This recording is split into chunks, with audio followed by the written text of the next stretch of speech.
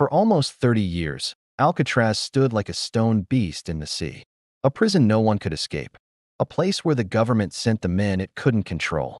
But then, without warning, it was over. The guards were gone. The cells were empty. And the island went quiet. No explosions. No riots. Just silence. The government said it closed because it was too expensive. But that's not the full story. Something else was happening behind those walls. Strange reports. Hidden files. Secrets no one wanted to talk about. Was it because of an escape that embarrassed the nation? Or did the prison itself become too dangerous, even for the people running it? For years, they called Alcatraz the Rock. But after 1963, it became something else, a mystery no one could explain. And once you hear what really happened before the final shutdown, you'll understand why Alcatraz was never meant to last.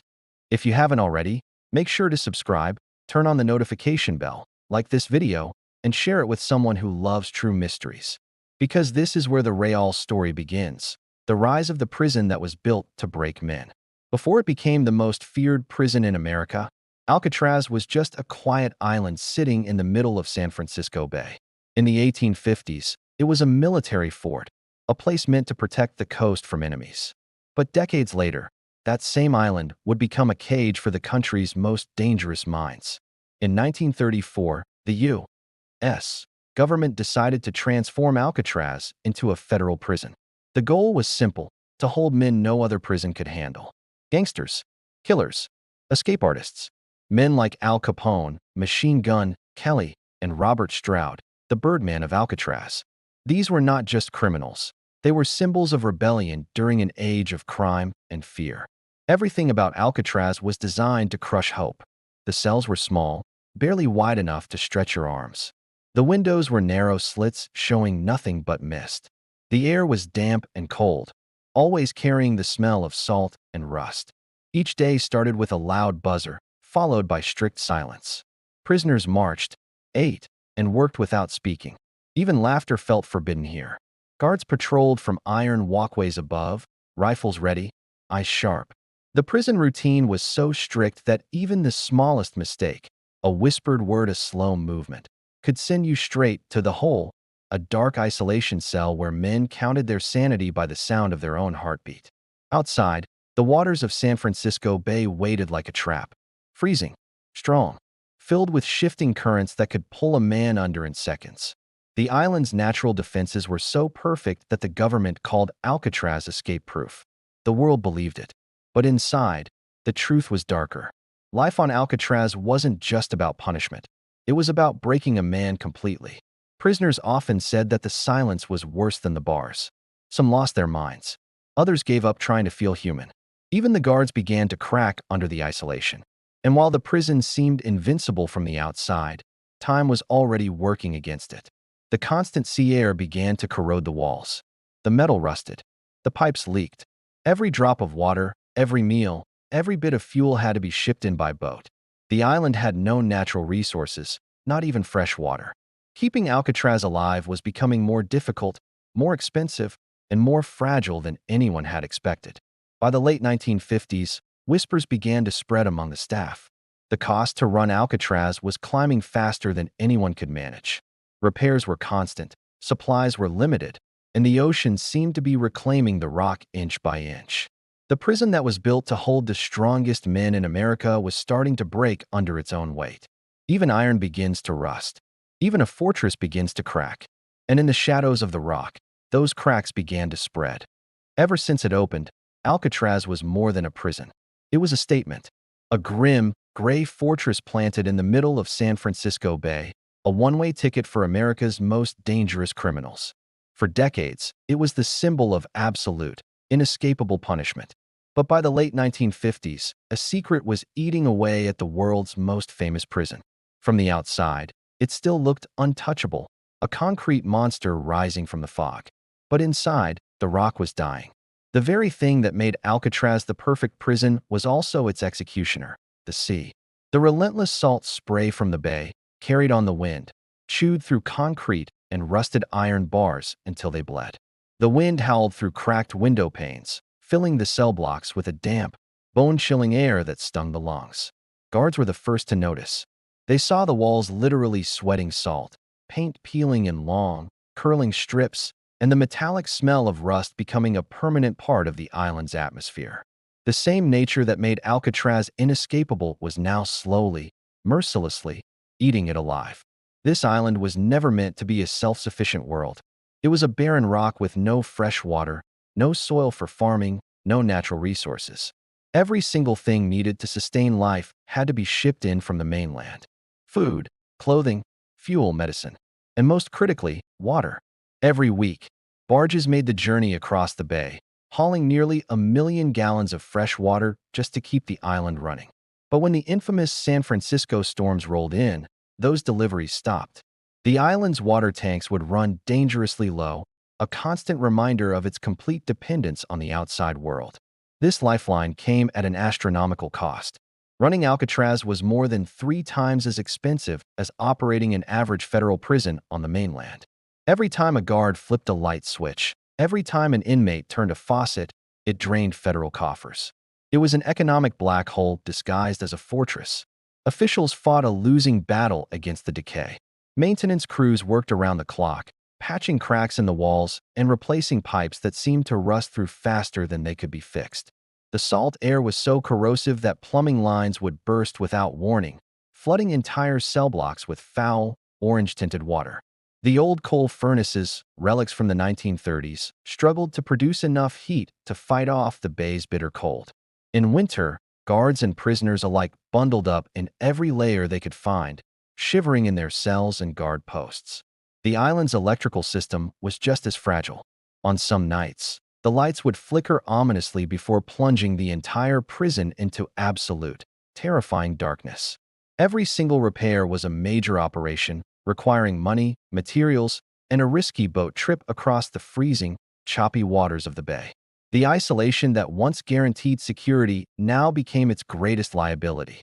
The fog, a signature of the bay, would roll in so thick that boats couldn't navigate to the island for days at a time. Giant waves would slam against the docks, the force of the water shaking the very foundations of the buildings and eroding the shoreline. There were days the entire island would vanish into a sea of gray mist, completely cut off from the world, like a ghost ship drifting between the sky and the sea. Inside this decaying fortress, the tension was palpable. The guards lived in a world of unsettling quiet, a silence broken only by the mournful cries of seagulls and the distant, rhythmic clang of metal on metal. Some guards described it as the sound of the island breathing. Others, more grimly, said it was the sound of the prison dying. Life for the guards' families, who lived in small houses just beyond the prison walls, was just as strange. They tried to carve out a normal existence on an island designed for punishment.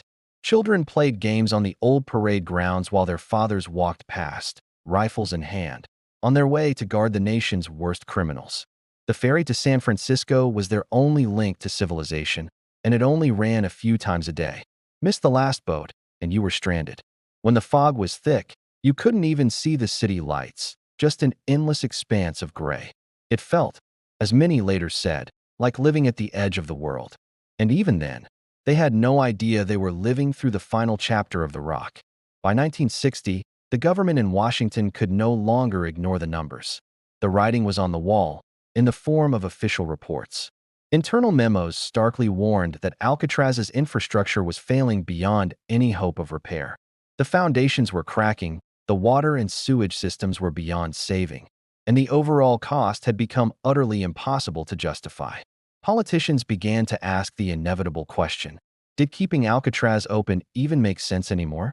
It was a symbol of American toughness, sure, but it was also becoming a symbol of spectacular waste. Even the Federal Bureau of Prisons privately admitted that the Rock had become more of a burden than a benefit. They quietly began scouting locations for new, more modern and cost-effective facilities on the mainland. Behind closed doors, the end of Alcatraz was already being planned. But fate has a funny way of speeding things up. Just as the government was figuring out the logistics of shutting the prison down, something happened that forced their hand. On a cold, late night in June of 1962, deep inside the C block, 3 inmates set in motion one of the most audacious and legendary prison escapes in history. For months, Frank Morris and the Anglin brothers, John and Clarence, had been patiently, meticulously chipping away at the crumbling concrete around the air vents in their cells.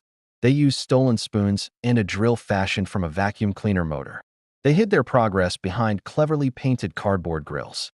They constructed a makeshift raft and life vests from over 50 stolen raincoats, carefully gluing the seams together. They were invisible, they were brilliant, and they were determined. When the guards made their rounds at dawn, they found nothing amiss. But inside the cells, the beds were occupied by dummy heads, expertly crafted from soap, toilet paper, and real human hair stolen from the prison barbershop. The cells were empty. The men were gone. Their plan had worked, at least well enough for them to vanish into the night. In that single moment, the myth of Alcatraz shattered. For 29 years, the world had been told that escape was impossible. The freezing water, the treacherous currents, the constant surveillance, it was unbreakable. But now, the unbreakable fortress had been outsmarted by 3 men with spoons and raincoats. The government could no longer claim its super prison was infallible. As the massive search unfolded, as boats scoured the bay and FBI agents combed the shorelines, one undeniable truth began to sink in. Alcatraz wasn't just physically broken. Its very spirit, its legend, had been broken too. The escape was the final nail in the coffin. It exposed the prison's vulnerabilities to the entire world and made the arguments for its closure undeniable. Less than a year later, the last inmates were transferred off the island. The great fortress was officially closed, left to the seagulls and the silence.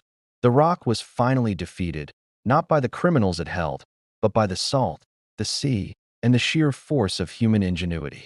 The island was already falling apart. The walls cracked from salt and wind. The pipes corroded. The cost of keeping it alive kept rising. Everyone knew Alcatraz couldn't last forever, but no one imagined it would end the way it did. In the middle of that decay, a quiet plan was forming, one that would turn the Rock's slow death into a national scandal. Among the inmates were 3 men who refused to give up. Frank Morris, sharp, methodical, a man who noticed everything. And the Anglin brothers, John and Clarence, loyal, careful, and patient. They weren't violent. They weren't loud. They just watched. Every sound, every guard's routine, every weakness in the crumbling prison walls. When the maintenance crews patched the concrete, they saw opportunity. Where the sea eroded the island's edges, they saw freedom. For months, the 3 of them worked in silence. They chipped away at the walls behind the air vents in their cells using spoons and small pieces of metal. Each night, they hid their work with painted cardboard covers.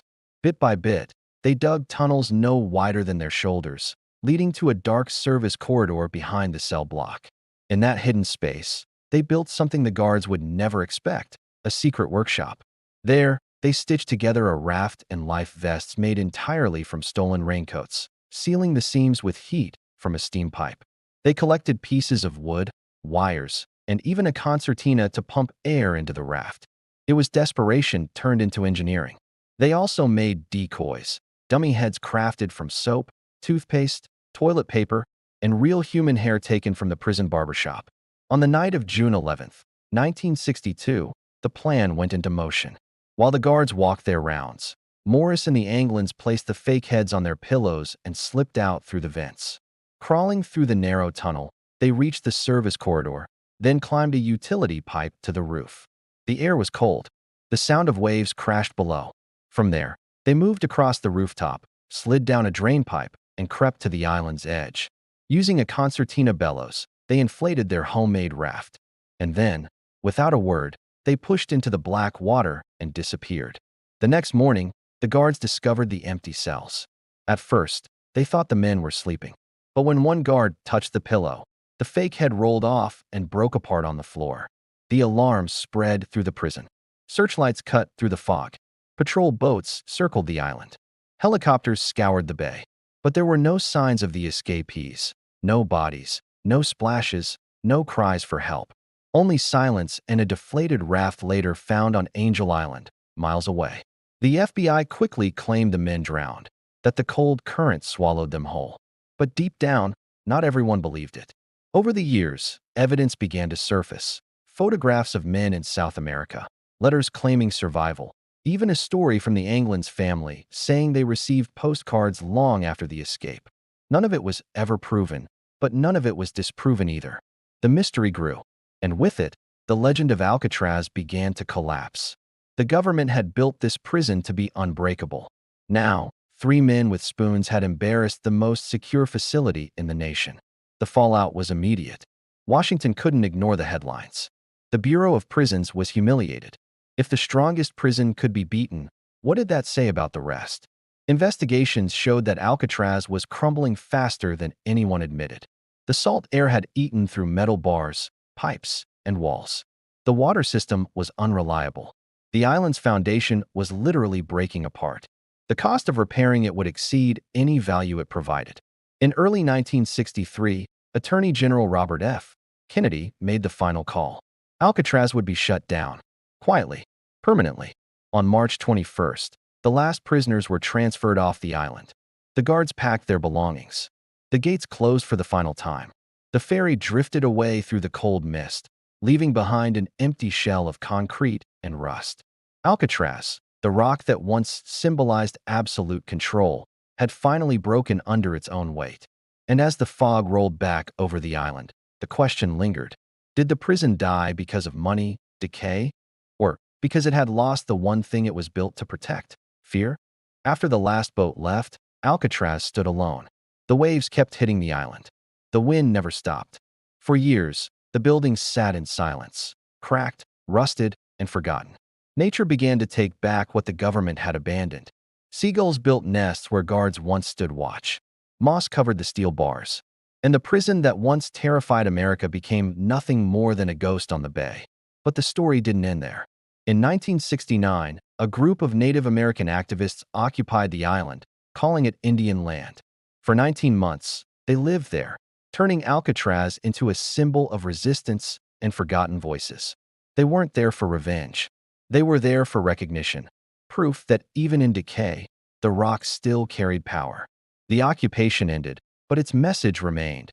Places like Alcatraz never truly die. They change shape. They change meaning. In the years that followed, the government reopened the island, not as a prison, but as a reminder. In 1973, Alcatraz became part of the Golden Gate National Recreation Area. Tourists started arriving by the boatload, walking through cold corridors that once echoed with fear. They touched the bars. They stood in cells. They looked out over the gray water and tried to imagine what it felt like to be trapped there. And maybe, in that quiet moment, they understood Alcatraz wasn't just a prison. It was a mirror, a reflection of control, isolation, and the limits of power. Some say the island is haunted, not by ghosts, but by memories. The sound of footsteps that never end. The clank of a closing cell door when no one's there. Others say it's just the wind, the seagulls, the sea. But when the fog rolls over the rock, and the city lights vanish behind the mist, it's easy to believe that some things never left. Maybe the men who escaped still watch from somewhere. Maybe the island itself remembers. Even now, researchers still debate the truth. Did Frank Morris and the Anglin brothers make it to freedom? Or did the Bay claim them forever? No bodies were ever found. No proof ever surfaced. Just whispers, sightings, and photographs that no one could confirm. The FBI closed the case in 1979, but curiosity never did. Because the truth, like the tide, always finds its way back. And that's what makes Alcatraz different from every other prison. It didn't just hold men behind walls. It held a story that refuses to stay locked away. A story about fear, about control, about how even the strongest structures eventually fall apart. Not from explosions or riots, but from silence, neglect, and secrets. Even iron rusts. Even concrete cracks. And sometimes, what we build to hold others ends up holding us. The rock may be silent now, but its story never stopped echoing. Maybe Alcatraz didn't just imprison men. Maybe it trapped the truth itself. If you want to uncover more hidden stories like this one, subscribe, turn on the notification bell, and watch the next episode linked below. There are still so many secrets buried beneath America's history, and some of them are still waiting to be found.